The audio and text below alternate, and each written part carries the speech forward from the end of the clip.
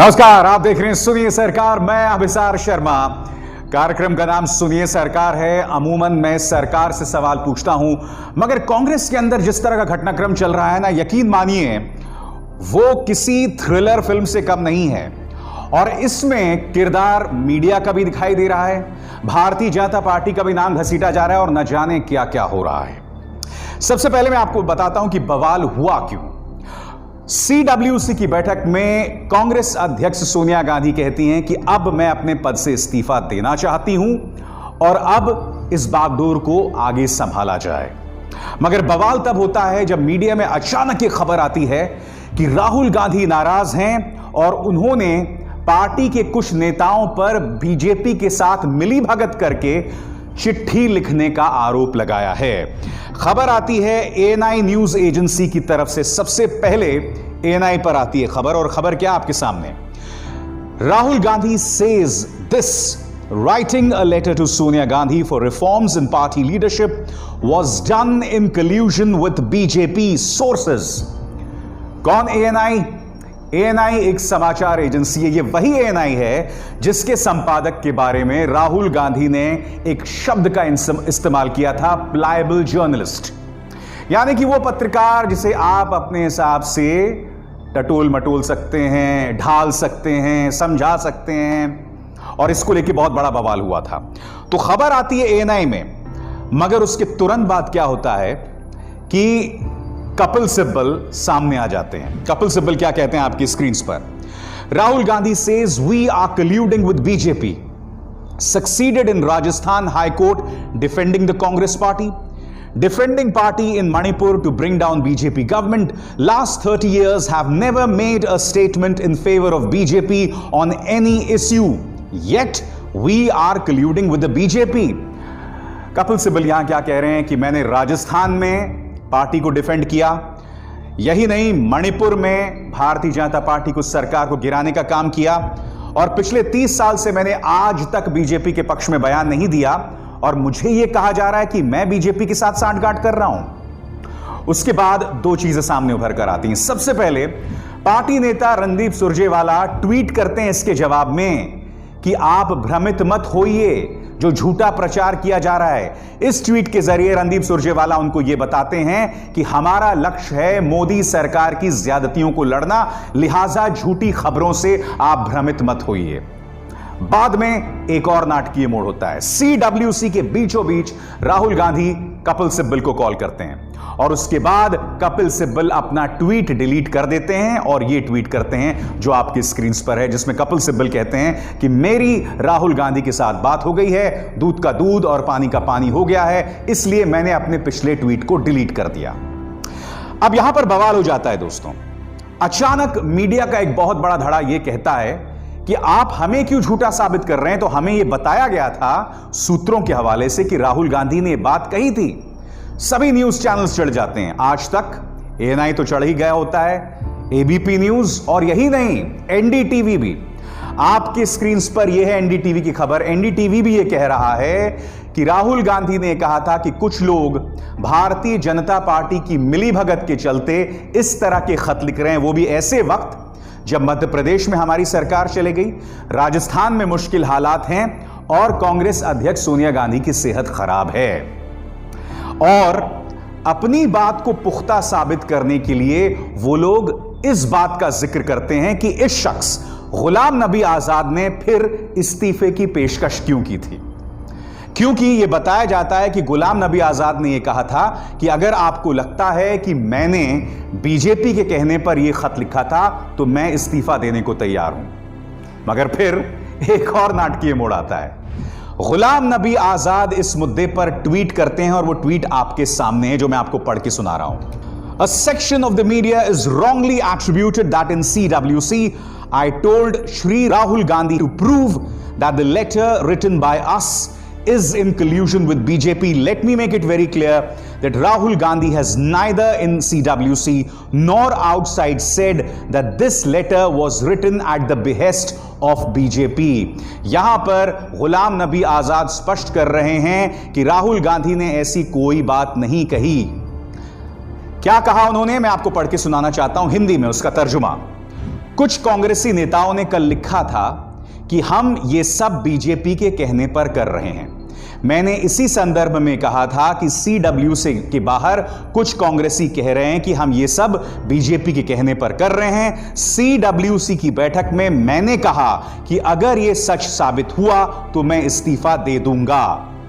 गुलाम नबी आजाद आगे कहते हैं, राहुल गांधी ने कभी नहीं कहा कि वो चिट्ठी बीजेपी के कहने पर हमने लिखी थी। तो सवाल ये कि आखिर कांग्रेस का वो कौन नेता था जिसने ये बात कही थी कि कुछ लोग बीजेपी के कहने पर ये चिट्ठी लिख रहे हैं कांग्रेस के।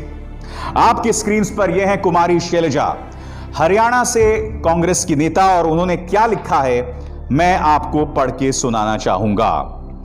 आज मीडिया के माध्यम से ऐसी खबरें आ रही हैं कि पार्टी के भीतर कुछ नेताओं द्वारा शीर्ष नेतृत्व की कार्य प्रणाली पर प्रश्न उठाए जा रहे हैं। इससे यह प्रतीत होता है कि ये लोग भाजपा के कांग्रेस पार्टी को कमजोर करने के षड्यंत्र में संलिप्त हैं।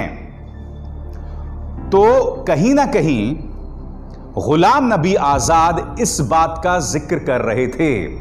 वो किसी भी सूरत में राहुल गांधी का जिक्र नहीं कर रहे थे। उनकी नाराजगी कुमारी शैलजा से थी। आज मेरे 2-3 सवाल। सबसे पहला सवाल है मेरा कपिल सिब्बल से। कपिल सिब्बल साहब ने आओ देखा ना ताओ, मीडिया में खबर आई और उन्होंने भड़ास निकाल दी। यह क्या साबित करता है? यह साबित करता है कि पार्टी के अंदर आत्मविश्वास की कमी है। पार्टी के अंदर विश्वास की कमी है, यानी कि आपको मीडिया में खबर दिखाई दी, आपने बोल दिया। यह कहीं ना कहीं बतलाती कि कांग्रेस में इस वक्त एक बहुत बड़ी समस्या चल रही है। यही नहीं, बात यह भी कि अगर गुलाम नबी आजाद और कुमार शैलजा में इस तरह का तनाव चल रहा है तो मैं आपसे पूछना चाहता हूं, गुलाम नबी आजाद तो बहुत सीनियर नेता हैं, कुमार शैलजा जो हैं वो भी हरियाणा की वरिष्ठ नेता हैं, तो इससे पता चल रहा है कि पार्टी में ऑल इज नॉट वेल। मगर यह भी सच है कि इस मामले में मीडिया ने भी एक अहम किरदार निभाया इस मामले को इस स्तर तक लाने के लिए। मगर आज मैं कुछ और सवाल पूछना चाहता हूं कांग्रेस के नेतृत्व से। जिस तरह से राजस्थान के अंदर आपने सचिन पायलट से मुलाकात की, जिस तरह से उनको मनाया, और अब जिस तरह से गहलोत और सचिन पायलट अस्थायी तौर पर ही सही एक साथ आ गए हैं, क्या आप इस तरह की कोशिश मध्य प्रदेश में नहीं कर सकते थे? बताइए, क्या यह नहीं कर सकते थे राहुल गांधी कि वो कमलनाथ, ज्योतिरादित्य सिंधिया और दिग्विजय सिंह के साथ मिलकर इस मामले को सुलझाते? क्योंकि जहां तक मुझे पता चला है, राहुल गांधी ने एक अरसे तक मध्य प्रदेश के नेताओं से मुलाकात नहीं की थी और उसी का नतीजा यह हुआ कि मध्य प्रदेश में उनकी सरकार हाथ से चली गई। क्या यह सवाल संबोधित नहीं करना चाहिए था कांग्रेस आला कमान को? और अगर नहीं किया तो आखिर क्यों नहीं किया? देखिए, आज मैं स्पष्ट कर दूं, कांग्रेस अध्यक्ष सोनिया गांधी ने इस्तीफे की पेशकश कर दी है। पार्टी के अभी भी कई नेता जैसे मनमोहन सिंह लगातार कह रहे हैं कि नहीं, आप इस वक्त अध्यक्ष बनी रहें। राहुल गांधी, प्रियंका गांधी वाड्रा, जब इनसे सवाल पूछा जाता है कि आप कमान संभालें तो ये कमान संभालने को तैयार नहीं है। राहुल गांधी इस जिम्मेदारी को नहीं लेना चाहते हैं, मगर वो इस वक्त कांग्रेस के सबसे लोकप्रिय नेता बने हुए हैं। मुझे ऐसा लगता है कि आप जिम्मेदारी नहीं लेना चाहते हो, मगर पर्दे के पीछे रहकर ताकत को संभालना चाहते हो, क्योंकि आप इस बात को बखूबी जानते हो कि अगर कोई गांधी परिवार से बाहर अध्यक्ष बना तो पार्टी कई मामलों में दो फाड़ हो जाएगी। इस वक्त पार्टी के तमाम नेता गांधी परिवार की तरफ देखते हैं और मुझे ऐसा लगता है कि कांग्रेस की इंटरनल पॉलिटिक्स को लेकर पूरी प्रक्रिया पारदर्शी होनी चाहिए। दोहरे मापदंड नहीं हो सकते हैं कि मुझे अध्यक्ष भी नहीं बनना है मगर पर्दे के पीछे रह के सबसे अहम, सबसे ताकतवर व्यक्ति भी रहना है।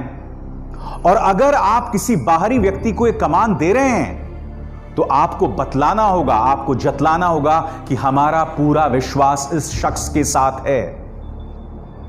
आज जब इस मुद्दे को लेकर मीडिया में इतनी चर्चा हो रही है तो इसका एक और अर्थ है। इसका अर्थ यह है कि भारतीय जनता पार्टी चाहे जितने भी दावे कर ले कांग्रेस मुक्त भारत के, कांग्रेस का औचित्य, कांग्रेस का रेलेवेंस अब भी बना हुआ है। राहुल गांधी का जितना भी मजाक बीजेपी उड़ा ले, गोदी मीडिया उड़ा ले, उनका औचित्य अब भी बना हुआ है। क्योंकि यकीनन बतौर नेता विपक्ष उनमें काफी कमियां रही हैं और इसकी मैं आलोचना पहले करता रहा हूं, मगर जहां तक कोरोना बीमारी की बात हो, चीन के हमले की बात हो जिसमें उन्होंने अब भी हमारे जमीन पर कब्जा किया हुआ है, या फिर नौकरी की बात हो, अर्थव्यवस्था की बात हो, इन तीनों मुद्दों पर राहुल गांधी ने एक सार्थक विपक्ष की भूमिका निभाई है और उससे हम नहीं मुंह मोड़ सकते, उसे हम नहीं नकार सकते। इसलिए न सिर्फ कांग्रेस की बल्कि राहुल गांधी की भी जो अहमियत है वो भारतीय राजनीति में बनी हुई है। मगर राजनीति में कोई भी काम आधा अधूरा नहीं हो सकता। कांग्रेस ये नहीं कर सकती, जैसे मैंने कहा ना, कांग्रेस के बड़े बड़े नेता, खासकर गांधी फैमिली, ये नहीं कर सकती कि पर्दे के पीछे भी बने रहें और जिम्मेदारी भी ना लें। अगर आपको लगता है कि आपकी जिम्मेदारी लेने से पार्टी तोड़फाड़ नहीं होगी, अगर आपको लगता है कि आपकी जिम्मेदारी लेने से एक सार्थक विपक्ष देश को मिल सकता है, तो यह किरदार आपको लेना होगा। जी हां, दोहरी बातें नहीं हो सकती सियासत में। सीखना होगा आपको कहीं ना कहीं भारतीय जनता पार्टी इस वक्त किस तरह से बनी हुई है। हालांकि यह बात भी सच है कि भारतीय जनता पार्टी में अगर इस तरह का एका है तो उसकी सिर्फ एक वजह है। वो वजह ये, यानी कि जेपी नड्डा नहीं है, अमित शाह भी नहीं है, वो वजह सिर्फ एक है और वो है देश के सबसे करिश्माई नेता प्रधानमंत्री नरेंद्र मोदी। और जिस दिन प्रधानमंत्री नरेंद्र मोदी सियासत से रिटायर हुए, यकीन मानिए भारतीय जनता पार्टी के अंदर ऐसा भूचाल आएगा कि कांग्रेस में जो इस वक्त चल रहा है ना, वो उसके सामने फीका साबित होने वाला है। बहुत बड़ा भूचाल आएगा उस वक्त, और मेरे इन शब्दों को याद रखिएगा। खैर, सुनिए सरकार में बस इतना ही।